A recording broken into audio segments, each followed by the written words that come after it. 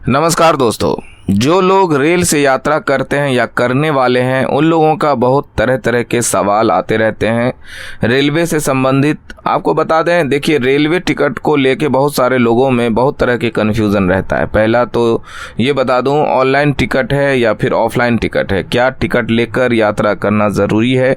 दूसरा कन्फ्यूज़न कि अगर मैं यात्रा कैंसिल करता हूँ तो क्या अपना टिकट दूसरे के नाम से ट्रांसफ़र कर सकता हूँ, अगर कर सकता हूं तो किसको कर सकता हूं, कैसे कर सकता हूं। इसके अलावा IRCTC का जो साइट है वहां से टिकट कितना निकाल सकते हैं, महीने में खुद निकाल सकते हैं या फिर किसी रिश्तेदारों के लिए निकाल सकते हैं। बहुत तरह के सवाल हैं और ऐसे ही थोड़े थोड़े मिस्टेक की वजह से लोगों का जो है चालान हो जाता है, लोगों के साथ धोखा हो जाता है, लोगों पर कार्रवाई हो जाता है, पेनाल्टी लग जाता है। मैं आपको टिकट से संबंधित सारी बातें, सारी इन्फॉर्मेशन बहुत कम समय में देने जा रहा हूं इस वीडियो में। पूरे वीडियो में आप बने रहिएगा और आपसे रिक्वेस्ट है कि वीडियो को लाइक भी ज़रूर कर दीजिएगा।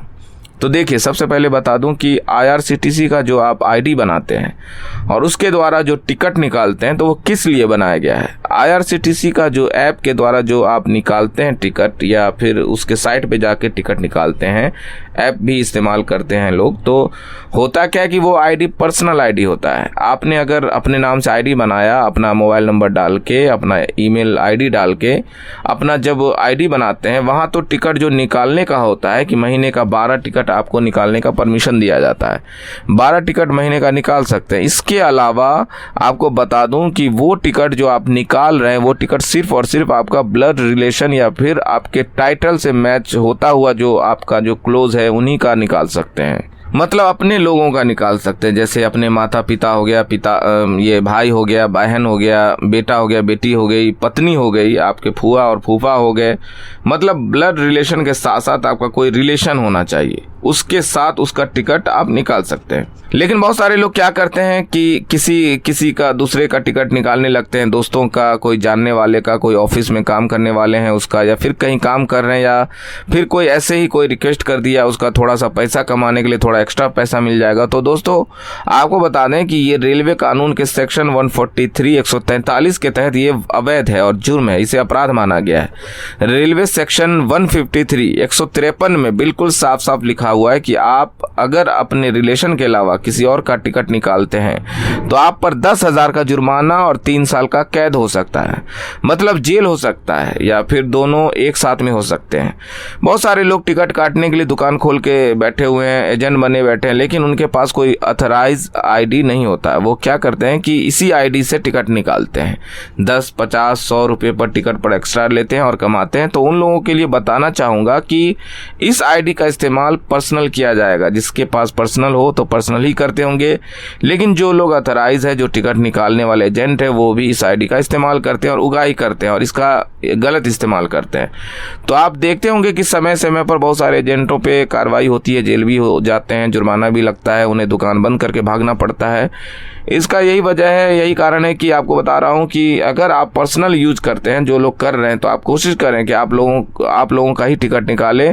घर के व्यक्ति का, रिश्तेदार का, रिलेटिव जो है उनका टिकट निकाले, किसी गैर पर्सन का टिकट ना निकालें, वहां से अर्निंग करने का ना सोचें। अन्यथा इस ऐप पर आपको बता दूं या फिर इस साइट पर हमेशा रेलवे डिपार्टमेंट का नजर रहता है। ये आपको 2 बार, 3 बार, 4 बार माफ करेगा, लेकिन सीधा आप पर कार्रवाई कर देगी, क्योंकि सारा डिटेल्स वहां पर आपका रहता है, क्योंकि ये आपका पर्सनल यूज के लिए रेलवे ने बनाया हुआ है। इसका गलत फायदा नहीं उठाइए। दूसरा आपको बता दूं, ये ट्रांसफर वाली बात, हालांकि इससे पहले मैं वीडियो बना चुका हूं, लेकिन शॉर्ट में बता रहा हूं आपको कि आपके पास टिकट है, अगर आपने ऑफलाइन टिकट ले रखा है, रेलवे काउंटर से टिकट ले रखा है, रिजर्वेशन करा रखा है, चाहे स्लीपर का हो, चाहे 3rd AC, 2nd AC, 1st AC, कोई भी टिकट हो रेलवे का, आप उस डेट में यात्रा नहीं करना चाहते, उस डेट में यात्रा नहीं कर रहे हैं, तो उस टिकट को आप रेलवे काउंटर पे ही जाके रेलवे काउंटर पर किसी और के नाम से ट्रांसफ़र कर सकते हैं। उसमें भी ये चीज़ आएगी कि जो रिलेटिव, मैंने बताया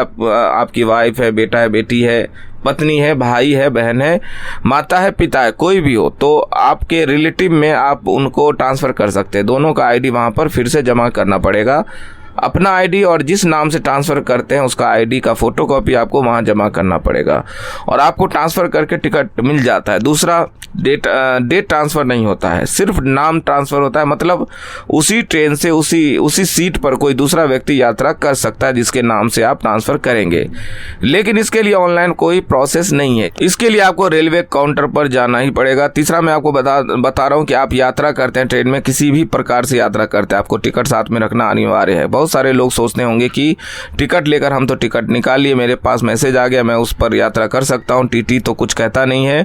मैं आपको बता दूं ये किस पीरियड में, आपको बता दें कि जो ऑनलाइन टिकट निकाल रखे हैं, जिन्होंने IRCTC के ऐप से या फिर किसी माध्यम से या फिर रेलवे एजेंट के माध्यम से या फिर कोई साइबर कैफ़े हो या फिर जन सुविधा केंद्र या फिर CS सेंटर कहीं से निकाल रखे हो टिकट ऑनलाइन, तो उस टिकट को उन्हें रखने की पास में ज़रूरत नहीं है। अगर मैसेज भी है और आपके पास PNR नंबर है तो उससे यात्रा कर सकते हैं। अगर सही जगह पर सीट पर बैठे हैं तो कोई दिक्कत नहीं है। टीटी सिर्फ आपसे ये पूछेगा कितना नंबर सीट आपका है कि नहीं, मतलब ज़्यादा से ज़्यादा आपको डाउट होगा तो आपकी आईडी देखकर अपने चार्ट में मिलान कर लेगा। लेकिन आपने ऑफलाइन टिकट ले रखा है, काउंटर से रिजर्वेशन करा रखा है, चाहे आपका 3rd AC है, चाहे 2nd AC, चाहे 1st AC या स्लीपर है, इन सभी मामलों में बता रहा हूँ, अगर काउंटर से ले रखा है तो आपको टिकट पास में होना अनिवार्य है। अगर आपके पास मैसेज भी आ गया है, आपके पास मैसेज भी है, PNR नंबर भी है, तो वो दिखा के आप यात्रा नहीं कर सकते। आपको फाइन करेगा, पेनाल्टी करेगा ही करेगा, टिकट का फिर से पैसा देना पड़ेगा आपको, पूरा का पूरा फुल जुर्माना आपका लगेगा। क्योंकि रेलवे लॉ ये कहता है कि आप ऑफलाइन टिकट अगर निकाला है तो वो टिकट आपके पास होना चाहिए, टिकट लेकर ही आपको यात्रा करना है। ये टीटी के ऊपर निर्भर करता है कि ये टीटी हो सकता है कि कोई टीटी आपको मैसेज दे के छोड़ दे, वो अलग बात है, लेकिन ज़्यादातर टीटी, अधिकतर टीटी 90% टीटी ऐसे हैं जो अगर ऑफलाइन आपका टिकट है तो आपका चेक करेगा ही करेगा। अगर टिकट आपके पास नहीं है तो फाइन आपका करेगा ही करेगा, भले ही उसके पास चार्ट में नाम होता है। बहुत सारे लोग ये कहते हैं कि उसका चार्ट में नाम होता है, लिस्ट में नाम होता है, लेकिन लॉ होता है, ये फॉलो करना ज़रूरी है। ऑफलाइन टिकट लेकर आपको किसी भी हालत में यात्रा करना है, उसमें आपका मैसेज नहीं मायने रखता, उसमें आपका जो है चार्ट मायने नहीं रखता। अब कारण जो भी हो, लेकिन रेलवे लॉ यही कहता है। इसी वजह से जिसके पास टिकट नहीं रहता है वो काउंटर से टिकट लिए रहता है। अगर वो घर पे छोड़ देते हैं, उसके मोबाइल में फ़ोटो भी रहता है, मोबाइल में फ़ोटो रखे रहते हैं, व्हाट्सएप पे फ़ोटो रहता है, गैलरी में फ़ोटो रहता है, फिर भी जो है रेलवे नहीं मानता, उसको चालान कर ही देता है, उसको फाइन कर ही देता है, क्योंकि ये गलती रेलवे यात्री की मानी जाती है। इसीलिए इन सभी चीज़ों को, छोटी छोटी चीज़ों को आप जान लें ताकि रेलवे यात्रा में आपको दिक्कत ना हो, किसी प्रकार की परेशानी ना हो। दोस्तों, जैसा कि आप जानते हैं हमारा चैनल आपको हर तरह की जानकारी देता है, मैं अवेयर करता रहता हूं आपको, समय समय पर रेलवे से संबंधित हो, सरकारी योजना से संबंधित हो, कोई नया अपडेट हो, कानून से संबंधित हो, तो सब कुछ बताने का प्रयास करता हूं, सबका अपडेट देता हूं, सबके बारे में जागरूक करता हूं, अवेयर करता हूं आपको। तो अगर आप सब्सक्राइबर नहीं है तो चैनल को सब्सक्राइब कर लीजिए, लेकिन पुराने सब्सक्राइबर हैं तो इसके लिए धन्यवाद देता हूँ आपका। मिलते हैं नेक्स्ट वीडियो में एक नए मुद्दे के साथ, तब तक के लिए शुक्रिया, धन्यवाद, जय हिंद दोस्तों।